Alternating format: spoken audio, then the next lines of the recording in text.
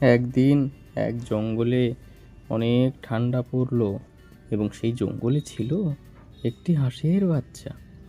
সেই হাঁসের বাচ্চাটি ঠান্ডার জন্য সে আর খেলতে পারলো না এবং সে তার ঘরে ফিরে গেল। এবং ঘরে ফিরে গিয়ে সে হাঁসের বাচ্চাটি তার খরগোশ বন্ধুকে বলল যে আমার সর্দি লেগে গেছে, আমাকে বেড সাজিয়ে দাও।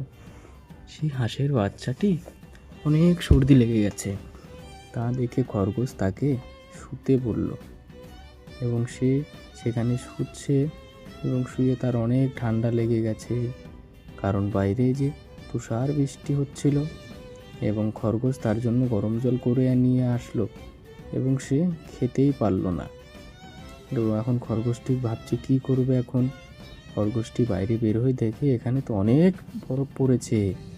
এখন সে কী করে, সে আবার ঘরে ফিরে গেল এবং সে ঘরে ফিরে যায় তাকে বলল তুমি থাকো, আমি তোমার জন্য ওষুধ নিয়ে আসছি।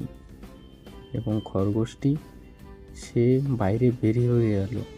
বাইরে অনেক ঠান্ডা পড়েছে, সে রাস্তার ভিতর দিয়ে যাচ্ছে এবং দেখা যাচ্ছে খুব ঠান্ডা এবং সে পাহাড়ের উপরে উঠে সামনে দেখলো সামনে একটা নদী হয়ে গেছে পাহাড় ভেঙে। এবং খরগোশটি এখন কি করে যাবে ওই পারে। তো খরগোশটি এখন অনেক জোরে একটি লাফ দিল, সঙ্গে সঙ্গে ওই পারে পৌঁছে গেল।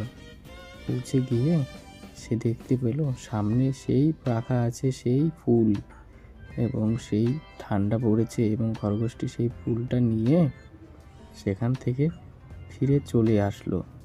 খরগোশটি ফিরে চলে আসছে এবং দেখছে যে পাহাড় ভেঙে পড়ে যাচ্ছে। খরগোশটি দৌড়াতে দৌড়াতে একটি পাথরের বলের ভিতরে আটকে গেল এবং সে গড়তে গড়তে তার বাড়ির সামনে চলে আসলো। এসে সেই ফুলটা নিয়ে এসে তাকে গরম করে সেই খরগোশটি হাঁসের বাচ্চাটিকে এখন খাইয়ে দিবে এবং সে তাকে খাইয়ে দিল। খাইয়ে দেওয়ার পরে সে দেখলো কি তারও সর্দি লেগে গেছে। এখন কি করবে, সেও খেয়ে নিল কিছুটা এবং দুজনে খেয়ে নিয়ে তারা আবার সকাল হয়ে গেল। সেই রাত থেকে সেই দিনের বেলা উঠে দেখলো দুজনে যে এখন বরফ কেটে গেছে এবং তাদের এখন আনন্দের দিন এবং তারা খেলাধুলায় মগ্ন হয়ে গেল।